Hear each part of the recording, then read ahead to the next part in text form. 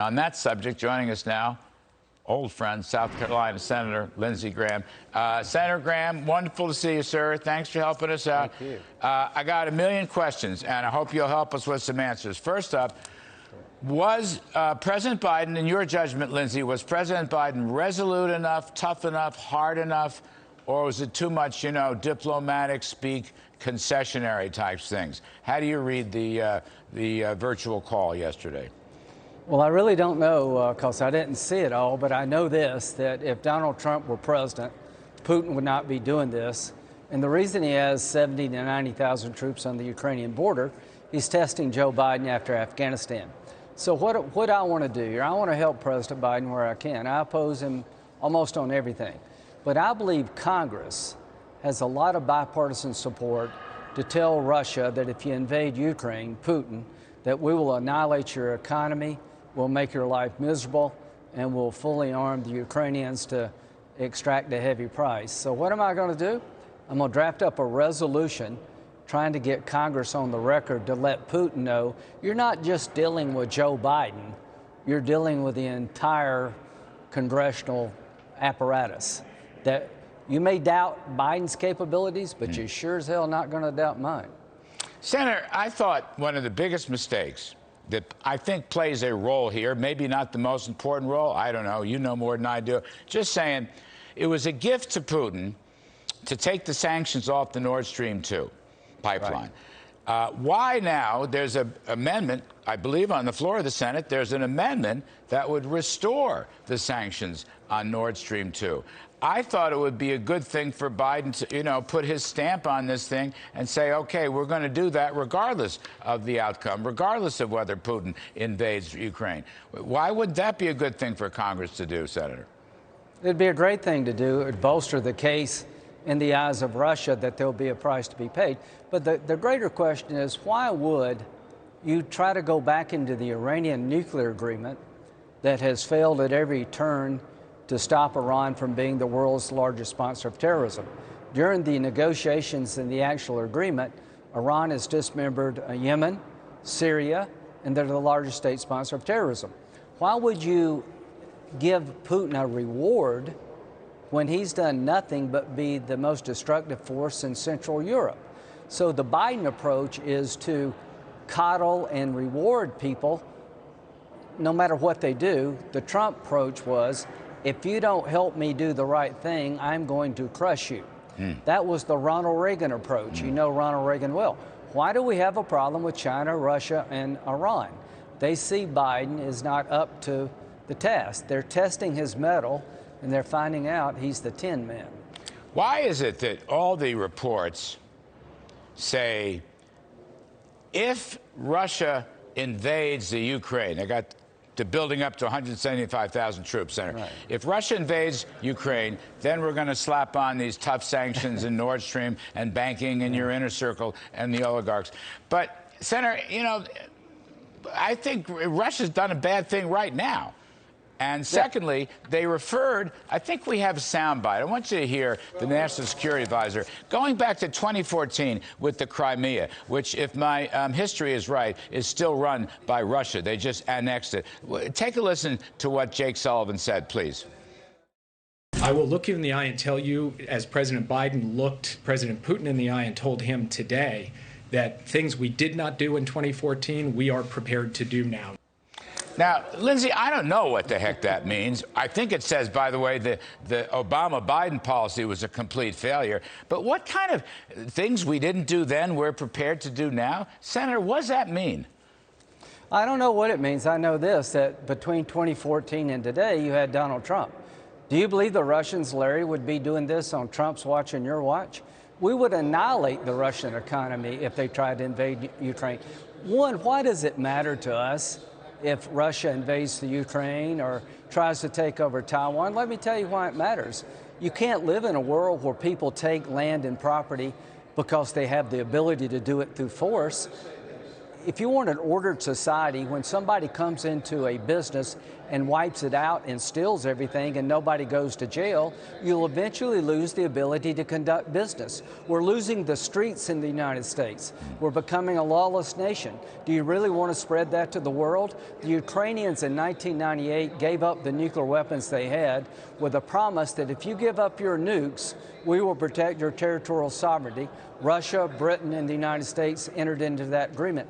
Do you think if they could go back in time, given what's going on today, the Ukrainians would give up their nukes? So you're about to lose world order here. We've been supporting Taiwan for decades with armaments and democracy-building measures. We've enticed them to be a democracy. If we bail out on Taiwan, who's next? So the world is going to begin to crumble when rules don't matter and treaties don't matter. They broke the treaty with Hong Kong to ensure its democratic status. So the Ukraine matters to us unless you want to live in a world of chaos.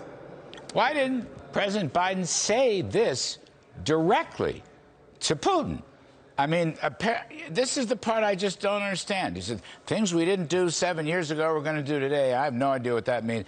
But what you just said, I mean, look, let me put it a little bit differently, although I just love your insight here. If Ukraine and other countries want to choose Western democracy, right, Western market-oriented economies, instead of Russia, well, that's fine. That's a good thing. We would welcome that. It sounds to me like Biden saying, if you don't invade and nothing bad happens, then we'll agree with you. There'll be no more expansion of NATO, no more expansion of the European Union. I mean, I think that that he's got it back-assward. I mean, I think Biden's got the whole thing back-assward. Well, not only is Putin trying to get us to stop spreading democracy, name a war between two democracies. In the history of warfare, have we ever had a war between two democracies? We go to court to settle property disputes. The Chinese build military bases over islands disputed by other nations. So this is a very big deal. Again, would the Ukraine give up their nukes knowing what happened to them today, 20 years ago, 30 years ago? So we got to get this right. So here's what we should do. We should impose sanctions on Russia today based on the military buildup. The military buildup is provocative. It's threatened the territorial integrity of the Ukraine, which throws the whole world into chaos. So why don't we do sanctions against the buildup? And if they stand down, we'll take the sanctions down. That's what Trump would do. That's what Ronald Reagan would do. We've got a weak group of people in the White House. People are taking advantage of them. And we haven't mentioned Iran at all. The Iranians are marching toward a nuclear weapon because they don't believe Biden will do a damn thing about it. And we're putting Israel in a world of hurt. Senator, how much of this Russian threat, Putin threat, stems from the catastrophe in Afghanistan? 90% of it, but you got to remember that Joe Biden has been on the world stage for 40 years. His time in the Senate was not reinforcing that he has a view of strength, that America first was the Trump policy. I don't know what the Biden policies have been, other than he's been wrong about everything. But when we pulled the rug out from Afghanistan, when we left American citizens behind and abandoned thousands who fought along our side against radical Islam, we set in motion Taiwan, Ukraine, and a march toward a nuclear weapon by the Iranians. It all goes back to, I think, 90% of it to Afghanistan. So I'm going to try to get Congress to get involved to bolster Biden's hand. We should have sanctions placed on Russia today based on their military buildup. I'm going to help you on that, Senator. I'm going to campaign for it. I think you're spot on. I said it. I said it last evening and the evening before with Robert O'Brien.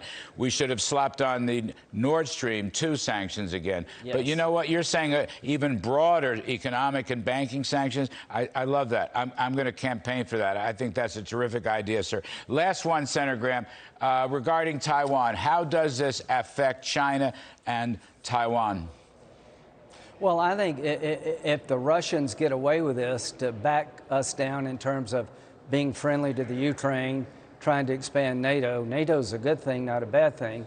They're testing Biden and Putin is, and you know the Chinese are watching. At the end of the day, we've enticed the Taiwanese to live free and democratically. We have sold them weapons. We have stood by their side. We did the same with the Ukraine. We said, break away from the former Soviet Union. Embrace democracy, the rule of law. It is a corrupt country, but headed in the right direction. This is a big friggin' deal. Everything we've been doing for the last 40 years can be lost. So we need to stand up strong to Putin, or we're going to lose Taiwan.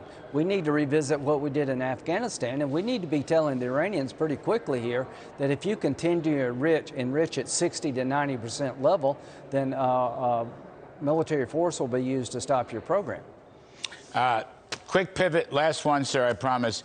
Joe Manchin really trashed so-called BBB yesterday. He really just nailed it, one after another. I don't know if you heard my opening. I just quoted a few things that he said, but it sent a shiver down my spine. Can this thing be paused and defeated? So. Can we kill the bills, Lindsey Graham?